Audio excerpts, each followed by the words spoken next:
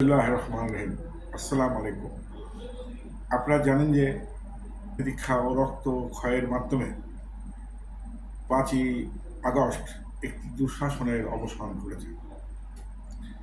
নিঃসন্দেহে এটি বাংলাদেশ ইতিহাসে একটি গুরুত্বপূর্ণ অধ্যায়, কিন্তু 71-এর স্বাধীনতা যুদ্ধ, যেটা বাংলাদেশের অস্তিত্বের সাথে জড়িত, তার সাথে এটাকে তুলনা করা যাবে না।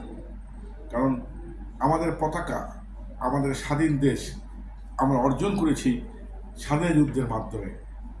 যে যুদ্ধের নেতৃত্ব দিয়েছিলেন আমাদের আদর্শের মহানায়ক শহীদ রাষ্ট্র জিয়াউর রহমান, যিনি স্বাধীনতার ঘোষণা করেছেন। কথিত আছে বা আমরা জানি যে 3 লক্ষ শহীদের রক্তের বিনিময়ে এদেশ স্বাধীন হয়েছে এবং 2 লক্ষ লোক মা বোন ইজ্জত হারিয়েছে। অতএব বা মুক্তিকামী মানুষের যে অধিকার বা যেভাবে ত্যাগ স্বীকার করেছিল সে সময়, সে বীরত্ব কাছে ইতিহাস অনন্য। এটার সাথে আমরা অন্য কাউকে তুলনা করতে চাই না। বাংলাদেশের ছাত্র সমাজ 90-এ এরশাদের পতন ঘটিয়েছে, আবার 24 সালে 17 বছর দুঃশাসনের অবসান ঘটিয়ে দেশে একটি গণতান্ত্রিক পরিবেশ তৈরি হয়েছে এবং অবাধ নিরপেক্ষ নির্বাচনের মাধ্যমে আজকে একটি সরকার দেশ পরিচালনা করছে। আজকে জাতীয় সংসদ চলমান। আপনারা জানেন যে জাতীয় সংসদকে একসময় শুয়ারের ঘর বলা হতো।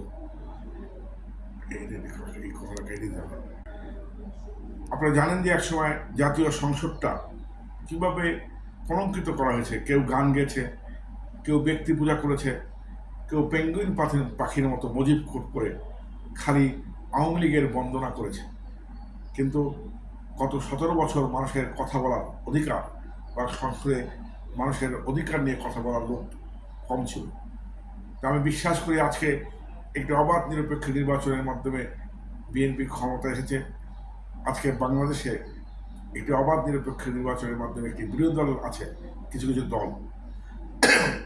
কে স্বাধীনতার বিরোধী বা পক্ষ, এটা বাংলাদেশের মানুষের কাছে অত্যন্ত স্পষ্ট।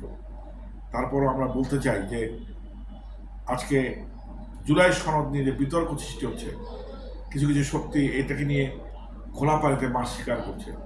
আমরা জানি যে বিএনপি জুলাই সনদে স্বাক্ষর করেছে। যে বিষয়গুলি জুলাই সনদে বিএনপির আপত্তি ছিল সেগুলো তারা উল্লেখ করেছে।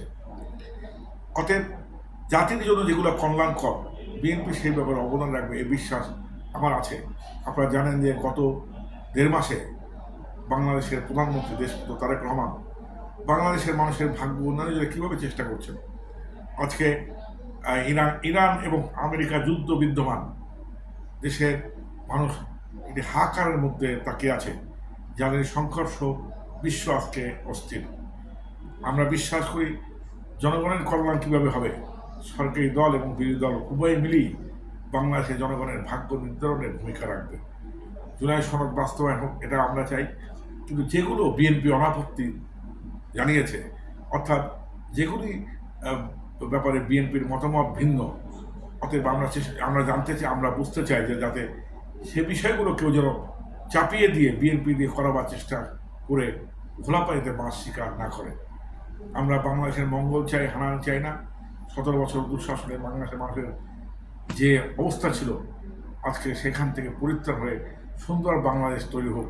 সংসদের সরকারি দল, বিরোধী দল, বাংলাদেশকে ভালোবাসি। বাংলাদেশ হচ্ছে আমাদের প্রথম এবং শেষ ঠিকানা। অতএব বাংলাদেশের মানুষ দিন দিন উন্নতি হোক, বাংলাদেশ বিশ্বের মানচিত্রে গণতান্ত্রিক দেশ হিসাবে প্রতিষ্ঠিত হোক, সেই প্রত্যাশায় খোদা হাফেজ। বাংলাদেশ জিন্দাবাদ।